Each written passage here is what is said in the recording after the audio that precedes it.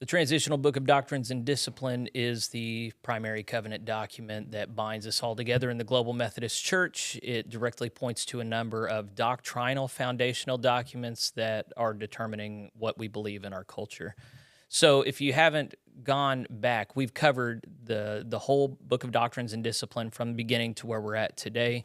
This series is for helping Global Methodists understand how this new covenant we are part of works, how it is we can live into it faithfully so that we don't reproduce the dysfunction that we came from when people just did what was right in their own eyes. You know what I'm talking about? Good. So we're all on the same page. I feel good about what we've done so far. It's not the sexiest, most exciting thing that we've been a part of, but we've talked about some good doctrines, some good ecclesiology. So far, it's been much more interesting than a lot of people would think. Last week, we covered, it's kind of our second section on church membership and how and why we do it that way. This week, TJ and I are going to pick up where we left off, and we're bringing our brother in Christ, Spencer Tabor, along for the journey. Spencer, say hello to the camera. Hey, guys. All right, so Spencer is in our men's discipleship group. It's a kind of a combination of a class and a band. We were together last night, and Spencer has a great mind. He has a Substack that we'll plug on this episode if you want to check him out, learn more about his story. But we've also got TJ with us, and he is feeling perky and happy and bells on today. Always. So not much setup needed for this. If you've watched the previous episodes, we're going to just spend an hour, hopefully cover this section 7 on well, we're not going to be able to cover the whole thing because it goes in good depth, but we'll give it a good start. We're in the section on the local church. We've talked about membership so far. Now we're getting into its organization and administration, how it is that every Global Methodist church should be organized. And so the first thing I'll note before we get into it is, it has so much overlap with how things were done in the United Methodist Church.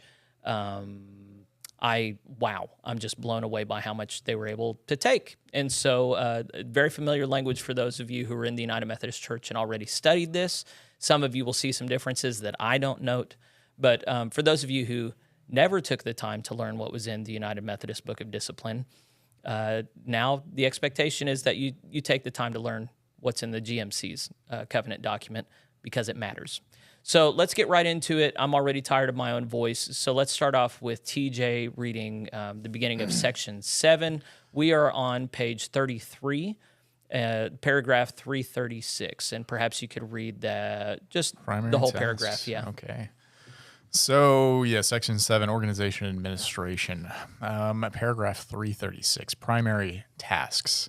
Each local church shall be organized so that it can pursue its primary task and mission in the context of its own community, reaching out and receiving with joy all who will respond to the invitation to follow Jesus Christ as Lord of their lives, encouraging people in developing their relationship with God, providing opportunities for them to strengthen and grow that relationship in spiritual formation, and supporting them to live lovingly and justly in the power of the Holy Spirit as faithful disciples. Anything over that, or you just want me to finish it? So as I'm going through this, my sensibilities are largely libertarian politically, and a big libertarian precept is stop making all these unnecessary rules and laws. I immediately, as I got into reading this morning, I'm going, we've already determined what the task of the church is. We already have language there. And in much more detail. So I'm wondering, anytime that people are repeating ground that we've already covered, I'm going, okay, why?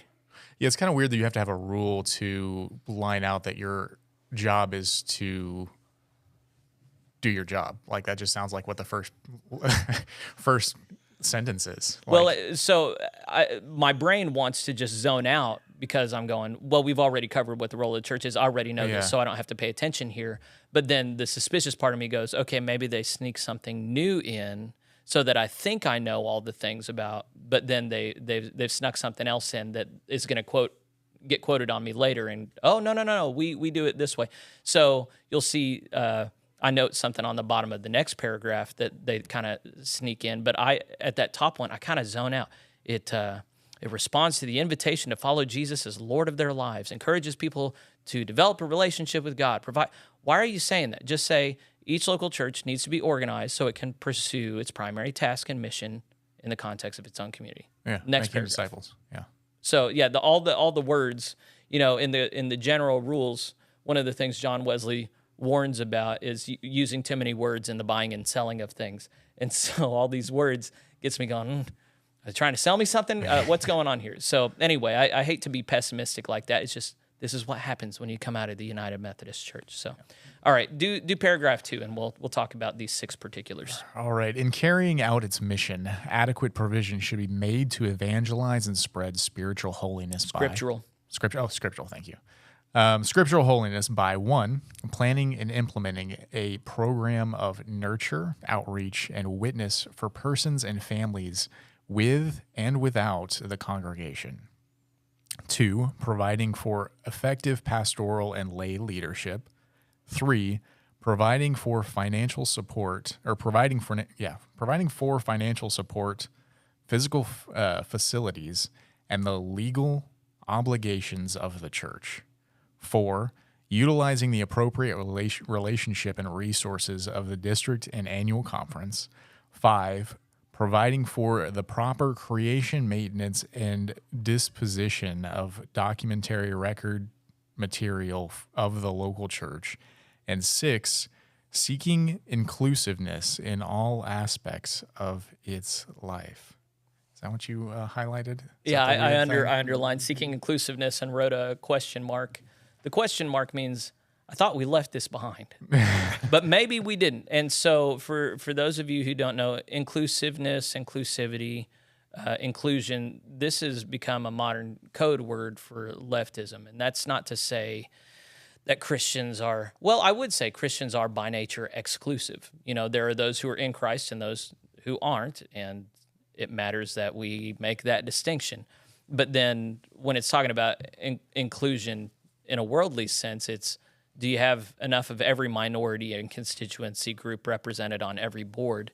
That's based on a social theory that representation means something, and I'm not sure that group dynamics even work that way. So I think it's a flawed model.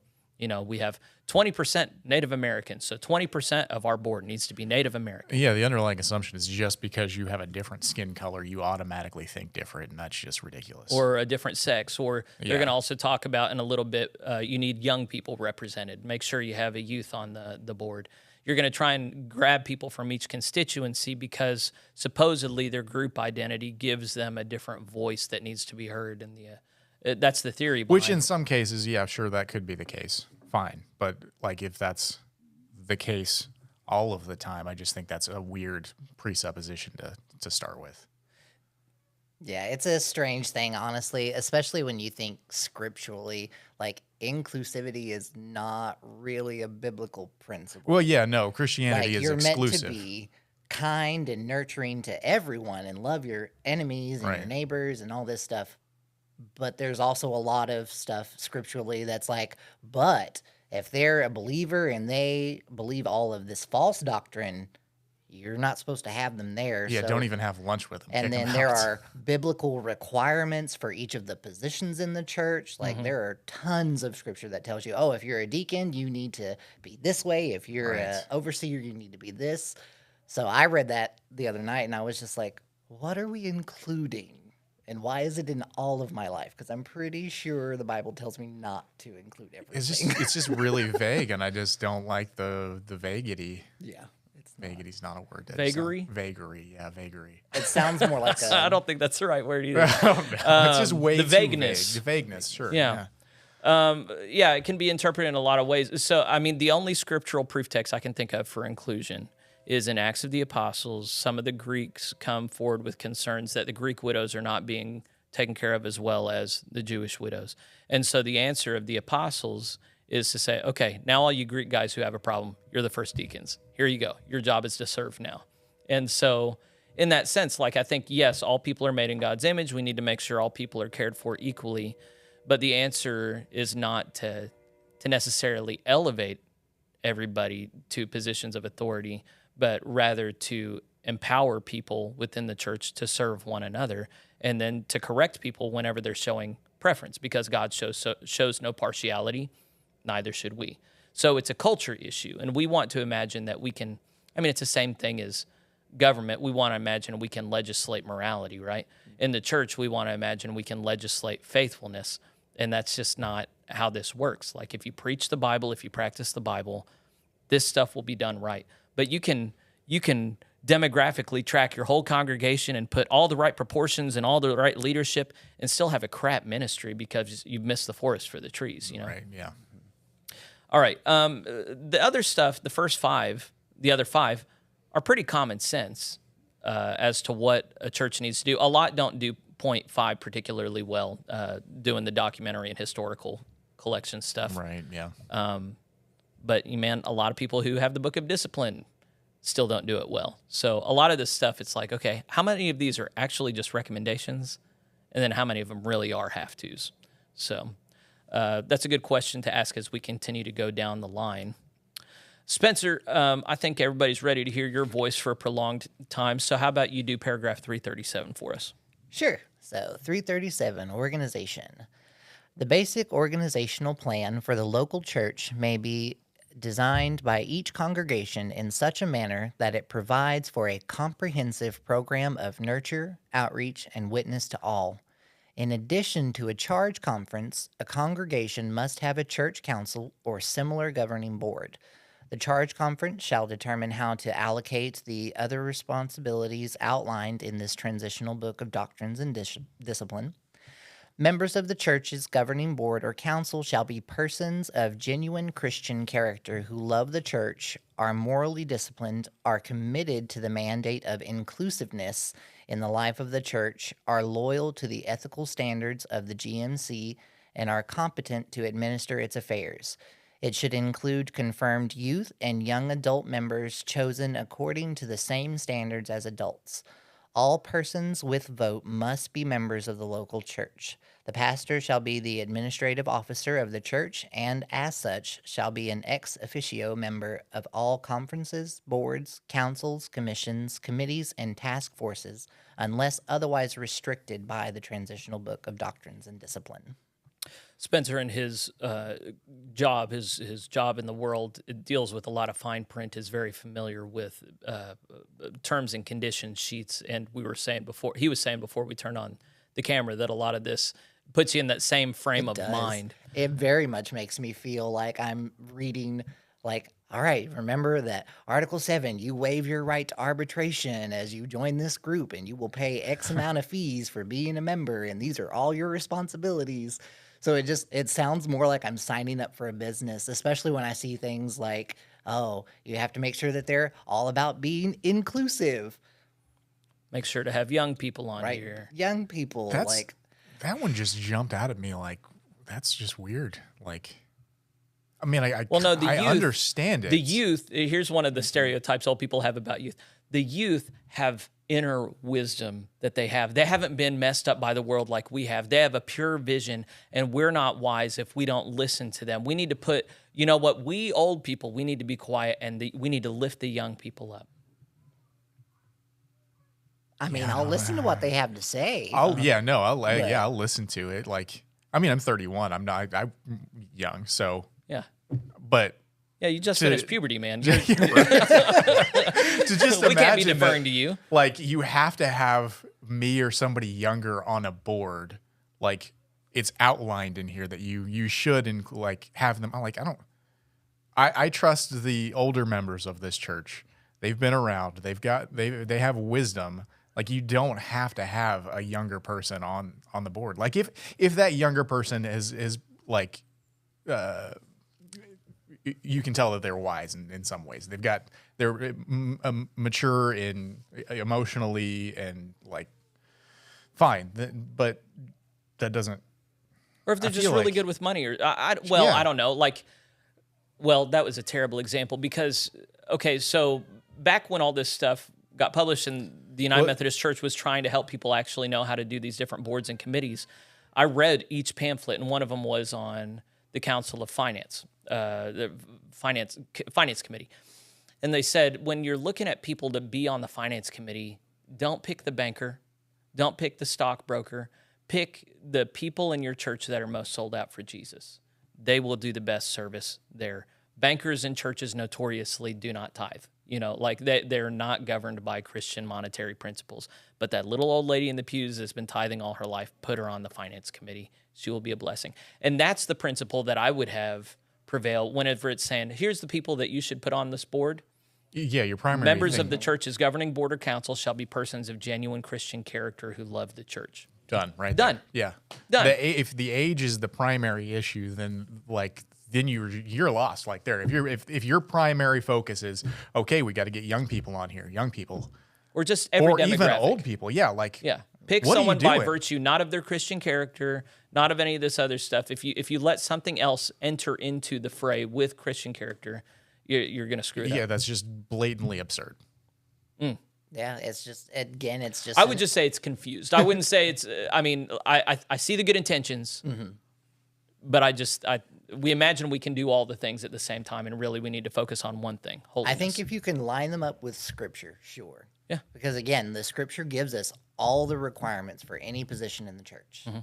And so, like, if you want me to include a young person, I'm going to line them up with the Scripture. Yes. And if they don't fit the requirements that it says that they should be to be in that position, hey, this position doesn't look right for you. Maybe there's something else in the church we can have you do.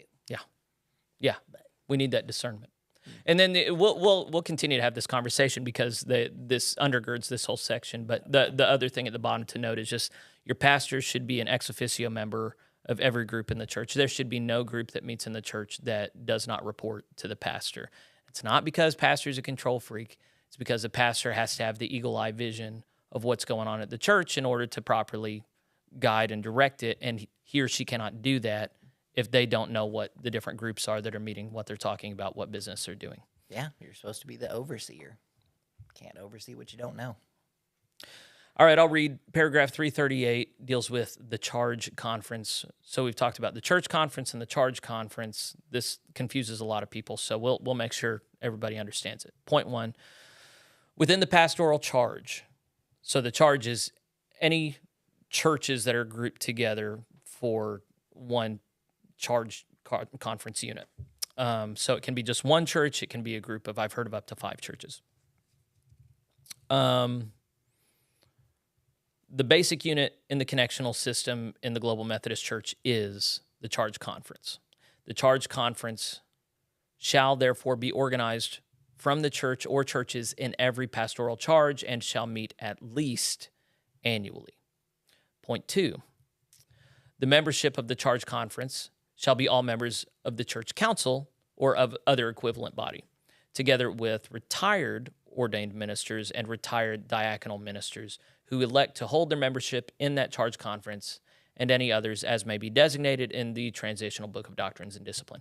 If more than one church is on the pastoral charge, all members of each church council shall be members of the charge conference. So right now, the 2 churches I serve, Nowata and Delaware, are part of one charge. Each has their own church council. When we have a charge conference, every member of each church council will be a member of the charge conference.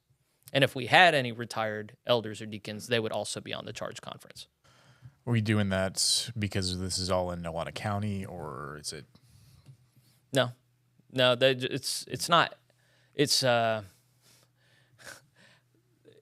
really just an administrative thing. Like, how many churches can you group together under one singular elder? It usually corresponds with how many ordained elders are there, unless there's like an associate. Hypothetically, we could have like 10 churches grouped together with like 3 elders and it all be on one charge, but I haven't heard of that being done. It's usually just one. Yeah, the charges I know of is like big mega churches with like several elders in different positions, or just a regular medium-sized church with one elder and one church, or one elder and 2 or 3 churches is common in the United Methodist Church. So those are the usual units of a charge. And that seems to be like the reasonable administrative load for a charge conference. Interesting. Okay. Point 3, the presiding elder, in parentheses, a district superintendent, shall fix the time and place of the meetings of the charge conference and shall preside at the meetings of the charge conference or may designate an elder to preside. I'm pretty sure it can't be the elder of that charge, but whatever. Point 4, the members present and voting at any duly announced meeting shall constitute a quorum. So if it got announced at the right time, put out in the right ways, whoever shows up is the quorum. It doesn't matter how many there are. If you have a very disinterested body where 15 people could be there and voting, but only 3 show up, that's quorum. You don't need to call another meeting and say, well, we need at least 8 here. No, they're the quorum. Point 5, special sessions may be called by the presiding elder or district superintendent after consultation with the pastor of the charge or by the pastor with the writ. Oh, I underlined the or there. The underline disappeared. So this caused all kinds of trouble recently in the United Methodist Church. Whenever, even in Oklahoma Annual Conference, where we came from, the question was, who can make a charge conference meet to do business? Here it says the presiding elder can, or the pastor with written consent of the presiding elder, district superintendent. In the United Methodist Church, in their book of discipline, it also said, or a majority of the church council can vote for it. So it had the word or there, and what a lot of churches wanted to hold a charge conference to vote to disaffiliate, but the DS said, no, I'm not going to schedule that. I didn't like the way you went through the process for one reason or another. A lot of people looked at this section in the United Methodist Book of Discipline, and they said, that word or there means you don't have say-so. It's either you or us. We get to decide. And they argued in court, and actually, I don't know that they won. I don't know that they made a pronouncement on this by neutral principles, but the denomination of the UMC argued that or there does not cancel out the DS. They just said it really just comes down to the superintendent. If they don't want to schedule it, you can't make them. So we brought that into the GMC. Of course, when they drafted this, they didn't know it would become a contentious issue, but I hope at their convening conference next year they correct this so that the presiding elder doesn't have that veto ability just to say, no conference for you. So the practical application is if you're needing to make a hard decision that only a charge conference can make, but there's only one person that decides if your charge conference can even meet, and they're petty and vindictive, then you can really be in bad shape. So this needs to be rectified in some sense. Yeah, so this is saying that only the district superintendent or the pastor can do it? Yeah. With written consent. Yeah, okay. So, yeah, you can't just have your board get together and a plurality of members and just decide to do a charge conference. Yeah, and I don't know why they removed that. Yeah, that's weird. So that would be something they actually removed from the United Methodist Book of Discipline for this. So if anything, I thought the GMC was going to be democratizing things a bit more. So that I hope that they're going to be correcting all kinds of things at this convening conference. This is probably one they need to look at for sure. Oh, for sure. Absolutely. Yeah. The purpose of such special sessions shall be stated in the call, and only such business shall be transacted as is in harmony with the purposes of that call. Any such special session may be convened as a church conference. So I underlined that part, only such business shall be transacted as in harmony with the purposes stated in the call.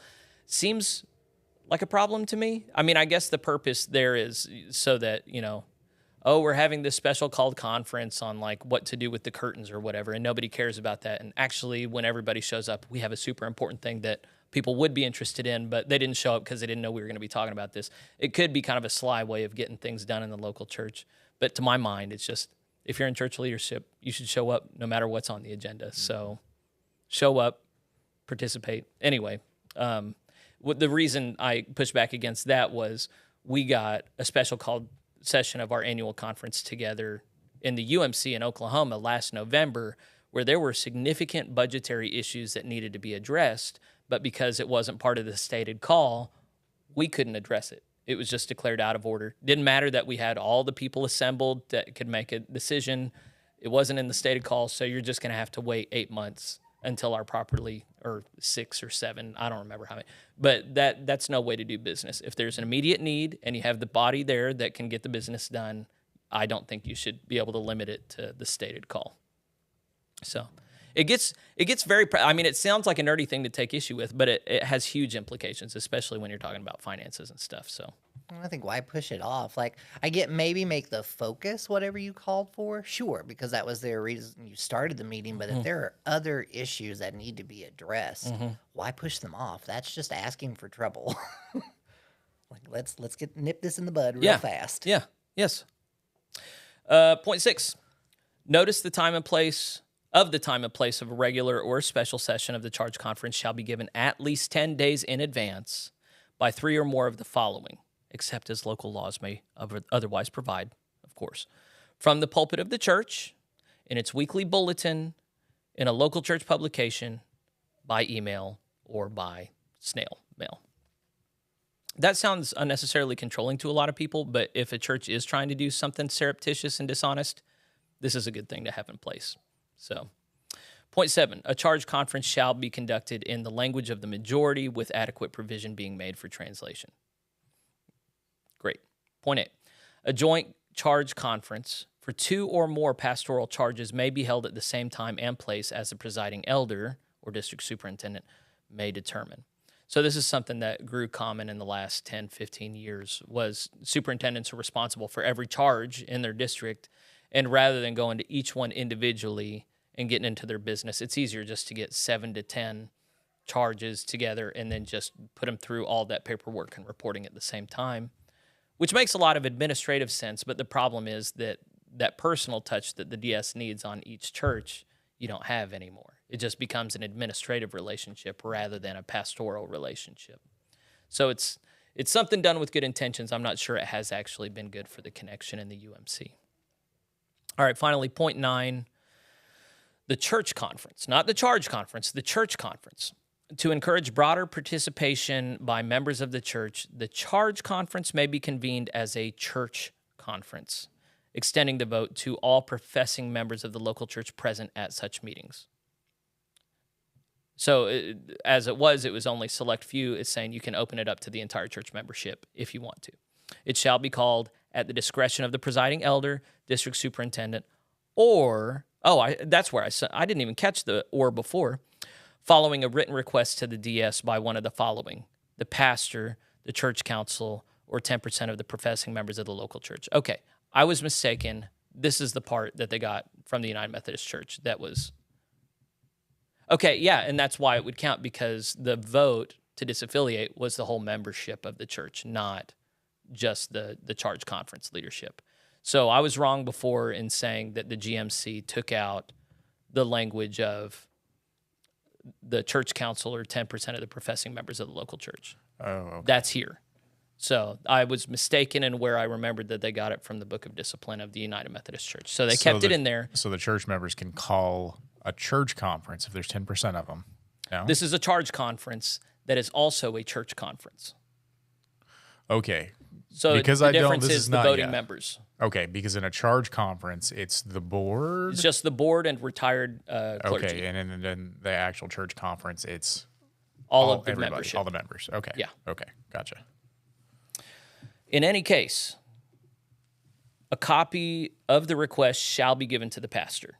So even if the pastor doesn't want to do it, the church board or 10% of the membership wants to do it, they can't go around the pastor. They have to at least show him or her in writing what it is that they want to do. Additional regulations governing the call and conduct of the church conference shall apply also to the church conference. A joint church conference for 2 or more churches may be held at the same time and place as the presiding elder may determine. A church conference shall be conducted in the language of the majority with the adequate provision being made for the translation, blah, blah, blah. We already have that. Okay. Anything else to be said about anything in that paragraph? I don't think so. Okay. It's nerdy, but it matters in situations like we're seeing right now in the United Methodist Church. So it is worth going through. Okay. Let's go on. TJ, carry us through paragraph 339. Okay, 339, powers and duties. The charge conference shall be the connecting link between the local church, the annual conference, and the general church, and shall have a general oversight of the church council and the overall ministry of the local church. That's number 1. Number 2, the charge conference, the presiding elder, district superintendent, and the pastor shall organize and administer the pastoral charge and churches according to the Transitional Book of Doctrines and Discipline. When the membership size, program scope, mission resources, or other circumstances so require, the charge conference may, in consultation with and upon the approval of the presiding elder, district superintendent, modify the organizational plans, provided that the provisions of paragraph 336 through 337 are observed. We already covered that. Okay. Should Nothing be easy. on that. Okay. You're just saying you can change stuff. Great. Sounds good. Number 3, the primary responsibilities of the charge conference in the annual meeting shall be to review and evaluate the total mission and ministry of the church, receive reports, elect elders, and adopt Leaders. What did I say? You said elders. Elders. Okay. Elect leaders and adopt objectives and goals recommended by the church council that are keeping with the objectives of the Global Methodist Church. Number 4, the charge conference recording secretary shall keep an accurate record of the proceedings and shall be the custodian of all records and reports, and, with the presiding officer, shall sign the minutes. A copy of the minutes shall be provided for the presiding elder, district superintendent, and a permanent copy shall be retained for the church files. When there's only one local church on a charge, the secretary of the church council shall be the secretary of the charge conference. When there is more than one church on a charge, one of the secretaries of the church councils shall be elected by the charge conference to serve as its secretary. Number 5, each charge is encouraged to be inclusive in the makeup of the council so that all segments of the congregation are represented. So that's a third time in 2 pages that we've run into inclusivity being a primary concern. Right, and it doesn't like specify exactly what does that mean in this case. Like it's really vague. I don't like it. I really don't like it. I would like to see who is in charge of writing these. Like who wrote this specific thing. Let's get them on the record. I'm pretty certain. You know what? I'll go get my. Well, I've got a book of discipline over here. I'm pretty sure they just took this from the United Methodist Church. Just copy and paste. I'm pretty sure. Yeah. Oh, I would be very surprised if the GMC was putting inclusivity in there rather than just adopting the language we had. I guess that's somewhat permissible, as long as they catch it and be like, okay, this language is problematic. We should go back and do something about this. Because what inclusivity? What does that mean? Could mean 1,000 things. Anyways. It means whatever you want it to mean when you're in power. Right? Yeah. So number 6. The charge conference may establish a limit to the consecutive terms of office for any or all of the elected or appointed officers of the local church, unless the Transitional Book of Doctrine and Discipline sets a specific limit. It is recommended that no officer serve more than 3 consecutive years in the same office. Number 7. The charge conference shall examine and recommend to the Board of Ministries, faithfully adhering to the provisions of the Transitional Book of Doctrines and Disciplines, candidates for ordained ministry who have been professing members in good standing of the Global Methodist Church or its predecessors for at least 1 year, whose gifts, evidence of God's grace, and call to the ministry clearly establish them as candidates, and who have met the educational requirements. It is out of the faith and witness of the congregation that men and women respond to God's call to ordained ministry. Every local church should intentionally nurture candidates for ordained ministry, providing for spiritual and financial support, and for their education and formation as servant leaders for the ministry of the whole people of God. So every church is responsible for finding new preachers. That's what that is. Okay, that's fair. I don't have an issue. The only problem I had, I underlined for at least 1 year. I would probably have someone be in the church faithfully serving for at least 3 years before advancing them as a candidate for ministry. You're going to see later that they require a longer membership in the church just to serve on some committees. So it's strange to me that the length of time for becoming a candidate for ministry would be shorter than for serving on a local church committee. It's just weird. Yeah, TJ doesn't care. Yeah, well, so just put them forward. They'll flunk out if they're no good. Yeah, hopefully. Well, but the problem is we know that the bad ones don't flunk out. They often fail up. Well, even if somebody's been in there for 3 years, like it's still going to be up to the board that's going to ordain them if they push them through or not. And that's part of the problem with the UMC is they were just pushing people that were unqualified through. Yeah. So don't worry about local church. Just worry about the Board of Ordained Ministry. They're the maybe ones both. that, yeah, I would say both. Yeah. Yeah. Anyways. Number 8, the charge conference shall examine and recommend, faithfully adhering to the provisions of this transitional book of doctrine and disciplines, renewal of candidacy of candidates for the ordained ministry. Number 9, the charge conference shall inquire annually into the gifts, labors, and usefulness of the certified lay. I'm sorry, that's just usefulness of the certified lay ministers related to the charge and recommended to the board. I cannot read today, apparently. And recommended to the conference board of ministries those persons who have met the standards for a certified lay minister. So a lay minister is different from an ordained pastor.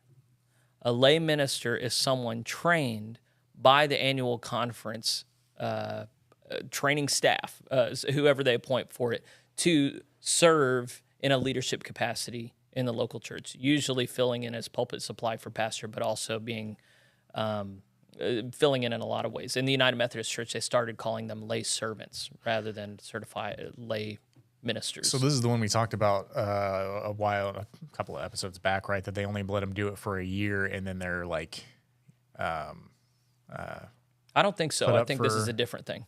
Is it a So different thing? yeah, so this is an indefinite position in the local church that already has an elder.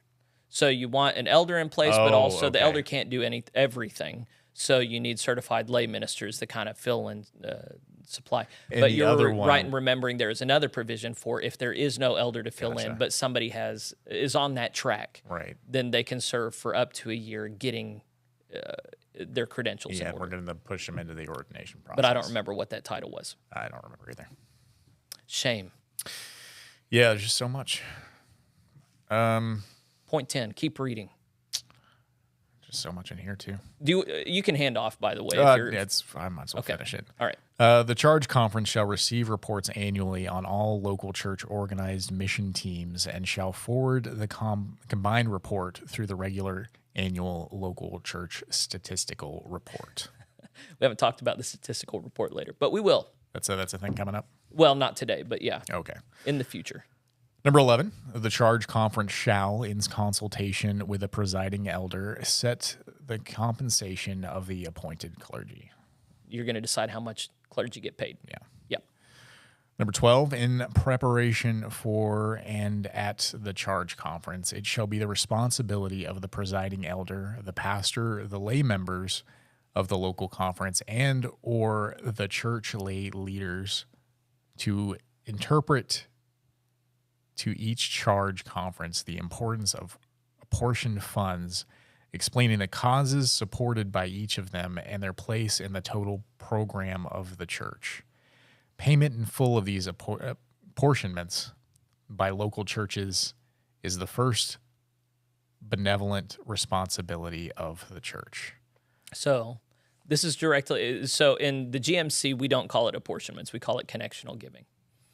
I think they just copied and pasted here because here it still calls it apportionments.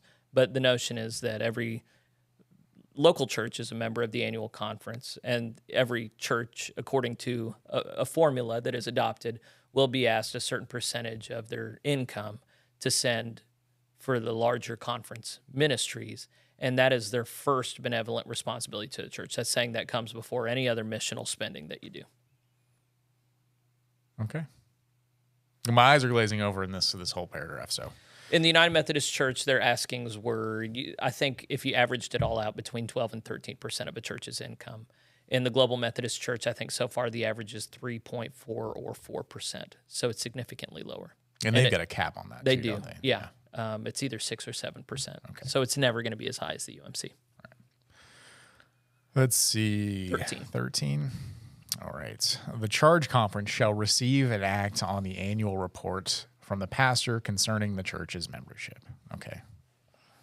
So that's another thing the pastor has to do. We've already got a number of musts that the pastor does that most pastors don't do. This is another one. Membership report, membership audit. Yeah, but this is also a must in the United Methodist Church. They Yes. just weren't doing it. Absolutely. Well, they were doing it, but they were just phoning it in. Okay. They were not scrutinizing who are the inactive members that we need Right. to That's get why off. the membership was Yeah.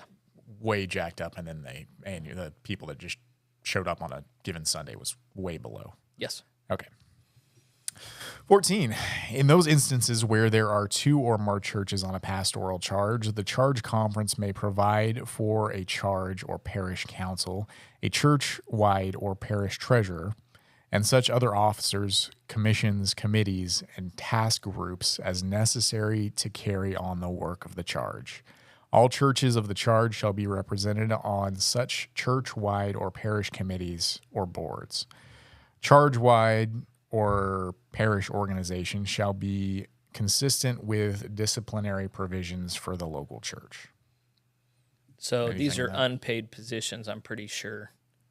Or maybe that doesn't even matter, but it's just saying, like here in Nowata and Delaware, we're one charge. Right now we have 2 separate treasurers. You could have just one for both churches, and it'd be fine. But the churches would have to get together and approve that, I assume, vote on The that. charge conference, I think, would have to. Oh, yeah, yeah. So both churches, Yes. or however many churches. Yeah, exactly. Yeah.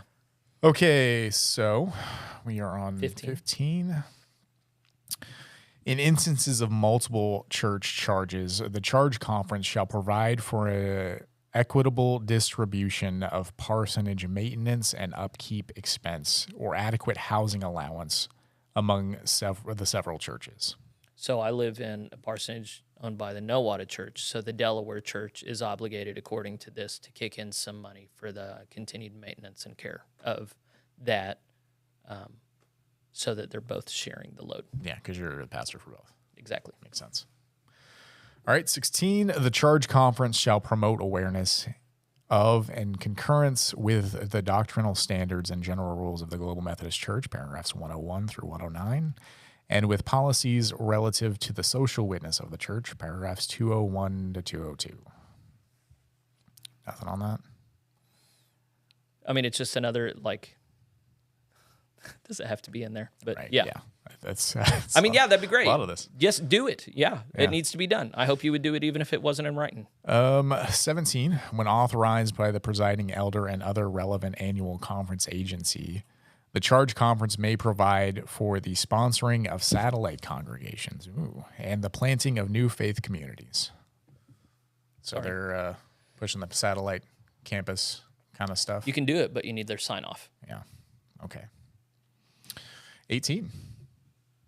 The charge conference shall have such other duties and responsibilities as the general or annual conference may commit to it.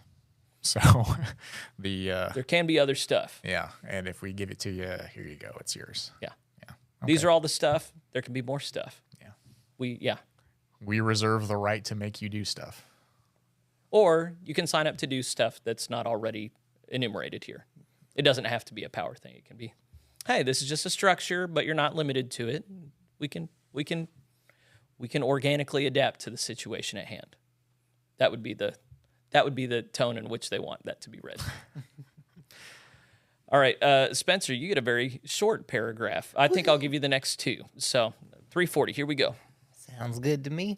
Election of leaders. The charge or church conference shall elect by simple majority vote leaders as needed to fulfill the mission of the church.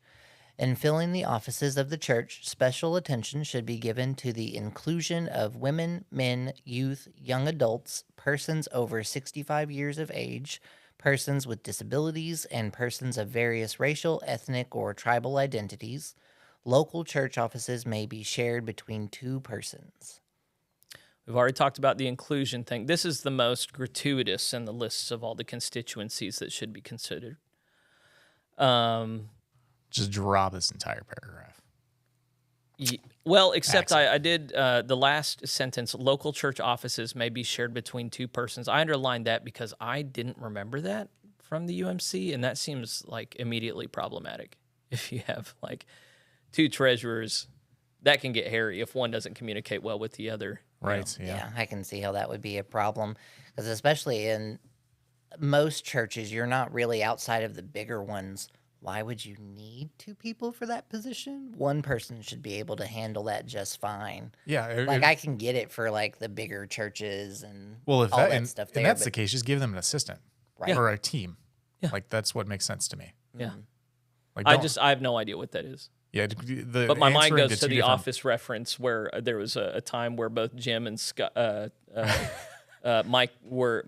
Michael were both bosses at the same time, and Oscar's going, yeah, what country doesn't have two presidents? You know, what company doesn't have two CEOs? You know, the whole principle being like, that's a terrible scenario. So anyway, I don't know if that's You think they just copied and pasted this one too? I don't know. I have no memory of that being in the UMC's Book of Discipline. It could have been, but it could also be something new that they're just like, hey, if somebody doesn't want to do all of the treasurer duties, then you can have two treasurers, and one can do some jobs and other can do the others. Or, you know, being a trustee's chair is hard. There's a lot of things to, I mean, I can imagine people thinking it's a good idea for that reason.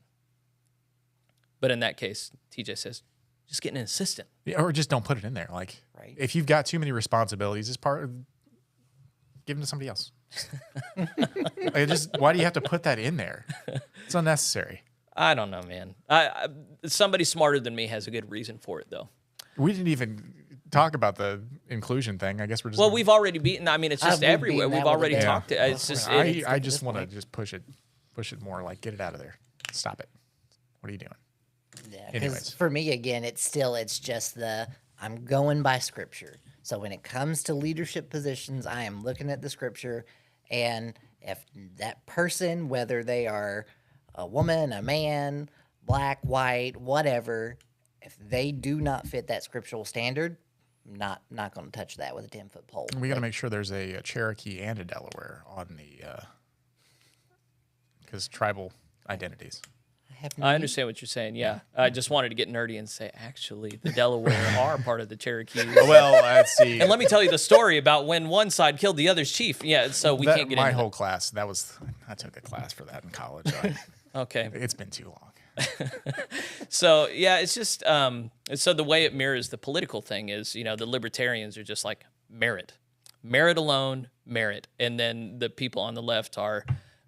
You have historically underrepresented minority groups, and we need to balance the scales and affirmative action and give some people a leg up, and it just never works out that way. That's the thing. But, you know, I'm all for the church should definitely like re-socialize society and operate by different social principles, but I still think certain group dynamics just don't work. And one is if you're picking someone for a position based on inalienable characteristics that don't correspond at all with merit, or in this case, faith, then you're not going to get a good outcome for the purpose of your organization. Right. Okay, I'm Spencer, done. paragraph 341. Removal of officers and filling of vacancies. If a leader or officer who has been elected by the charge conference is unable or unwilling to perform the duties reasonably expected of such a leader or officer, the presiding elder may call a special session of the charge conference. The purpose of such special session shall be stated as consideration for the removal of person from office and the election of person to fill vacancy. The Nominations and Leadership Development Committee or another group charged with the responsibility shall meet as soon as possible after the special session of the charge conference has been announced and shall propose person who may be elected if vacancy occur at the charge conference. If the charge conference votes to remove a person or persons from office, the vacancies shall be filled in the manner prescribed for elections. When a local church trustee is under consideration for removal and the pastoral charge consists of 2 or more churches, a church local conference shall be called instead of a charge conference. Okay, so that's just saying that if somebody doesn't want to do their job, you got to call a conference to get rid of them? Is that what I'm? I don't think it's hearing? saying you have to. I'm just saying I think it's if It just you says they may, it looks like. if you So want to, here's could. what that looks like. Oh, okay. Interesting.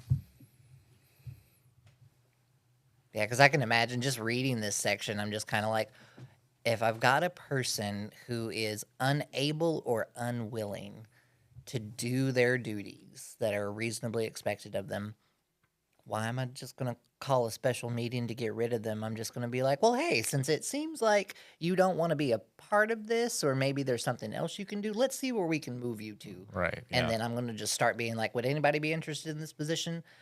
the rest of that just seems like a whole bunch of unnecessary steps to just be like, all right, now we've got to have a vote. And like, no, let me get the candidates first. And then I can just say, hey, we're having a change of leadership. And here is the options that you all have gotten to keep it fair. We just want to, your all's vote on who should take over. Here you go. Right. Yeah, it just seems unnecessarily complicated. Well, you have to have a process. Otherwise, it's a Wild West. So if not this process, then what? That's and the underlying idea behind this entire book, I guess. Exactly. Yes. Yeah. And so the way it functionally operates is I don't think anyone really expects for a GMC clergy to have all this memorized and go by the book. But whenever things get hairy in the local church and you're not sure how to go about things, then they have it written out and you can consult this and go, okay, I'll just do this process and then I won't be in trouble. I guess that makes sense. Yeah. You picked up a book. What do you...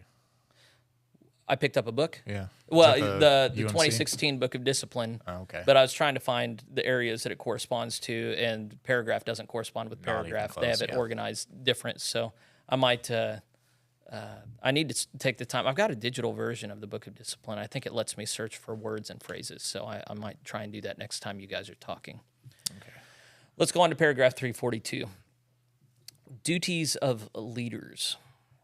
1, out of the professing membership of each local church, there shall be elected by the charge conference a lay leader who shall function as the primary lay representative of the laity of the local church and shall have the following responsibilities. Laity is just non-clergy.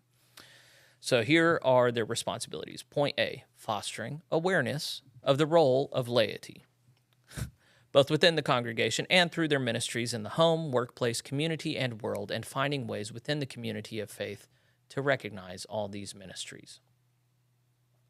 I just hear, we're important too, and we do things, and we're going to tell you about the things that we do. I don't know. Yeah, their Yeah, primary you're purpose important. is to make people aware of them. Yeah. Not preachers exist too. Yeah. Right. Point Especially B. had to put that at the first part. Like, your Right. first job is to make sure people know who you are and what you do. Why? Point B. Meeting regularly with the pastor to discuss the state of the church and the needs for the ministry. So that's important. Yeah, I don't know what if somebody is in a leadership position and they're not regularly meeting with the pastor, you can just guarantee that things are going to start to spread out and conflict is more likely. Point C. Serving as a member of the charge conference and the church council, the finance committee, the nominations and leadership development committee, and the pastor-parish relations committee, where, along with the pastor, the lay leader shall serve as the interpreter of the actions and programs of the annual conference and the general church. To be better equipped to comply with this responsibility, it is recommended that the lay leader also serve as lay member of the annual conference. So that's a different position. Lay member of the annual conference goes and represents your church to the annual conference, has voice and vote at annual conference. So it's recommended that one person has both positions, but here it's also saying that the lay leader should serve on any of the major committees that the church has to pretty much duplicate the role of the pastor in case the pastor sucks or can't be there. You know, they can represent the bird's eye vision of the church. And in that case, I've heard a lot of people go, "This is just duplication." You know, this is, and I go, "Yeah, I actually think that's great. I think it's great to have overlap and duplications. Otherwise, things can really fall apart if just one person dips out." D, continuing involvement in study and training opportunities to develop a growing understanding of the church's reason for existence and the types of ministry that will most effectively fulfill the church's mission. I'm such a Luddite. That's a term not a lot of people know, but it's just people that go, we don't need any innovation here. If it ain't broke, don't fix it. And I go, I don't know if I want to be a part of a church that is developing a growing understanding of the church's reason for existence. No. Yeah, Jesus told us what that was. Yeah, do we need a growing understanding of that? right. Like, what? No. Did it change? Is something going to change in a couple of years? Like, Yeah, what? that's Right. don't like that. All right. What are we? Okay. D is just saying lay leaders should be studying and training. Who provides that studying and training? I think it can be agencies outside of the church, but the expectation has been, at least in the United Methodist Church, that the annual conference provides training opportunities that then they go to. Which, if you have a great conference, that's great. But if you have a conference that's an activist conference, then it's going to be indoctrinating your lay leader. In the GMC, do we have any resources or any training? No, that infrastructure hasn't been created I was about yet. to say it hasn't been that long. So I say that, but then no, I know that they've already started contracting with an outfit called the International Leadership Institute, ILI. They have like 7 principles that they teach. It's very evangelistically minded. It's not GMC, but the GMC is contracting with them to train. Well, and it's early, so I'm sure they'll have some other stuff coming up. So, point D, assisting and advising the church council. Did I skip? Well, you said D again. We're on E. It's E. Yeah, I did say that. And reminder, this is the responsibilities of the lay leader. Okay, assisting and advising the church council of opportunities available and the needs expressed for a more effective ministry of the church through its laity in the community. Makes sense. I don't have... Whatever. Yeah, cool. Okay, F. Informing the laity of training opportunities provided by the annual conference. Where possible, the lay leader shall attend training opportunities to strengthen his or her work. The lay leader is urged to become a certified lay minister. So we already talked about that before. That's the ones that kind of supplement the work of the pastor. In instances where more than one church is on a charge, the charge conference shall elect additional lay leaders so that there will be one lay leader in each church. Associate lay leaders may be elected to work with the lay leader in any local church, sharing the responsibilities. So it's saying there could be a lay leader for Delaware and a lay leader for Nowata. Sarah Beth is the lay leader for Delaware. Vicky's the one for Nowata, correct? Yeah. And then if we wanted to, we could have an associate lay leader here at Nowata. You could be associate. You could be associate. So everybody can be an associate. Well, it says what? It encourages them to become a certified lay minister. So certified by the Global Methodist Church. Okay. G, the lay leader at each local church's discretion may also serve as the chairperson of the church council or other governing body. I didn't know that. I always thought they had to be 2 separate people, but no, they can be the chairperson of the church council. All right, so that was all under point 1. So now this is point 2, the lay member of the annual conference. This is going to have to be the last section we cover to keep this under an hour. So, well, we are almost into the next section. So are we? Yeah. So this paragraph you're right. and then one more paragraph. Well, no, wait. The next paragraph. Okay, we'll finish the paragraph, whatever. Okay. Point 2, the lay member of the annual conference. Okay, that's the one that represents the local church at annual conference. And alternates may be elected annually or to coincide with the conferences of the general church. If the charge's lay member of the annual conference shall cease to be a member of the charge or shall for any reason fail to serve, an alternate member in the order of election shall serve in place. So there's going to be an annual election of people representing in various capacities. The lay leader and the lay rep to annual conference can be the same, but they can also be different. You should have not just that designated, but alternates in case they leave the church, in case they just can't serve. Then you should have an alternate or 2 that can fill in for them. Makes sense. Both the lay members and the alternates shall have been professing members in good standing of the GMC or its predecessor for at least 2 years and shall have been active participants for at least 4 years next preceding their election, except in a newly organized church. Churches, so I'm going to highlight, to become a candidate for ministry, you only have to be in there 1 year. Here it had a 2 or 4 year. This is the one thing you were talking about. I was talking about this. Okay. Churches that become part of an ecumenical shared ministry shall not be deprived of their right of representation by a lay member of the annual conference. So we were talking about like federated communities that could be like associated with the Anglicans and the Global Methodists or something. One congregation associated with 2 different denominations. It's saying, doesn't matter what other denominations they're affiliated with, if they're affiliated with you, they get voice and vote.